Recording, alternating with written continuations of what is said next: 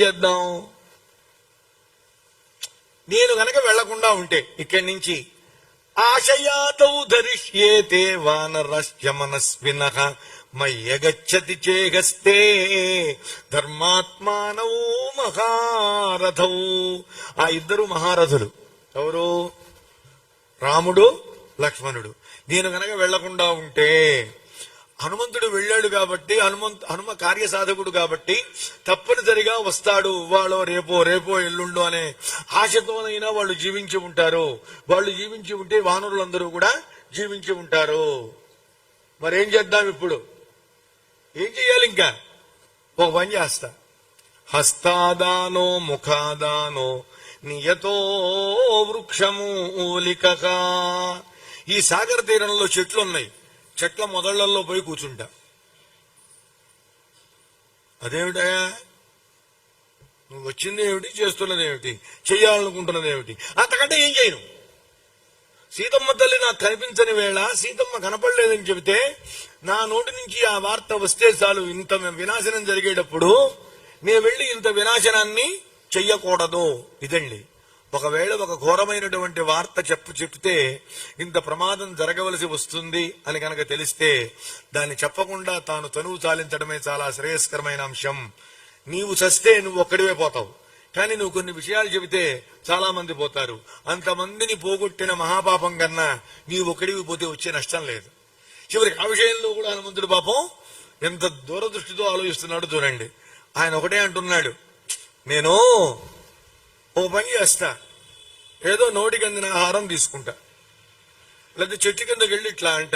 నిజానికి ఆలోచిస్తే వానరాలు చెట్టెక్కి మరీ గోల్ చేస్తాయండి. అది వానరముల వల్ల కలిగే బాధను అనుభవించే వాళ్ళకి తెలుస్తుంది.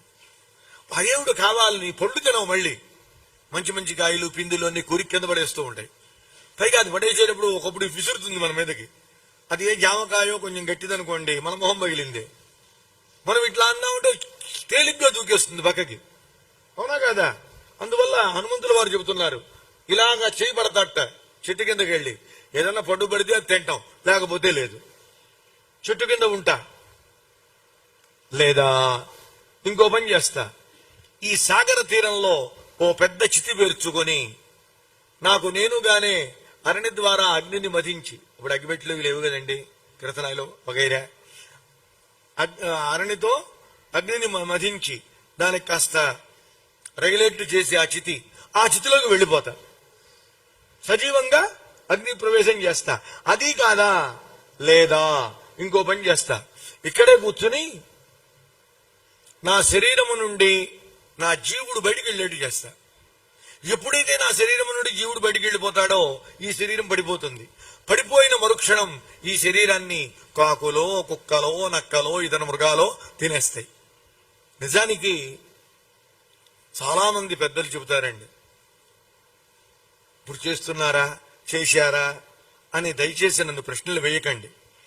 ఎవరైనా ఒక గొప్ప సన్యాసి గనక మరణించినట్లయితే, అంటే మరణించారనకూడదు, సిద్ధిని పొందితే, కానీ స్థితి ఒకటే, కానీ పోయాడు, చచ్చాడు ఇలాంటి మాట అనకూడదు. సిద్ధిని పొందితే ఆ శరీరాన్ని సముద్రంలో తీసుకెళ్లి కొంత దూరం, చాలా దూరం, బాగా చేపలవి ఉండే చోట అక్కడ విడిచిపెట్టాలటండి. ఎందుకుట అంటేట, వాళ్ళు జీవించి ఉన్నంత వరకు భగవంతుని యొక్క దివ్యమైనటువంటి అనుష్ఠానం చేసుకున్నారు. తమ వాక్కులతో అజ్ఞానంలో ఉన్న లోకాన్ని ఉద్ధరించారు. తమ శరీరము నుండి చైతన్యము పోయిన వేళ, ఆ శరీరము గట్టిగా మారిన వేళ, ఆ శరీరంతోనైనా కొన్ని ప్రాణులు ఆకలి తీర్చుకోవాలి. అలా కూడా తమ శరీరం ఉండాలి. ఇది వాళ్ళ యొక్క ముఖ్యోద్దేశ్యం. అందుకని ఆ శరీరాన్ని పట్టుకెళ్ళి ఒకప్పుడు సముద్రంలో పడవలో తీసుకుని వెళ్ళి మధ్యలో విడిచిపెట్టి వస్తూ ఉండేవాళ్ళండి. అది చెబుతున్నాడు ఆయన. ఏమిటా, నా శరీరము నుండి ప్రాణములు వెళ్లిపోయిన తర్వాత నా శరీరాన్ని కాకులు తిన్ని, గ్రద్దలు తిన్ని, కుక్కలు తిన్ని, పులులు తిన్ని, ఏవి తింటే అవి తిన్ని, ఏం పర్వాలేదు, పోనీ అట్లా చేద్దాం అని ఇలాగా ఆయన రకరకాలుగా అనుకున్నాడు. తాపసోవా భవిష్యత్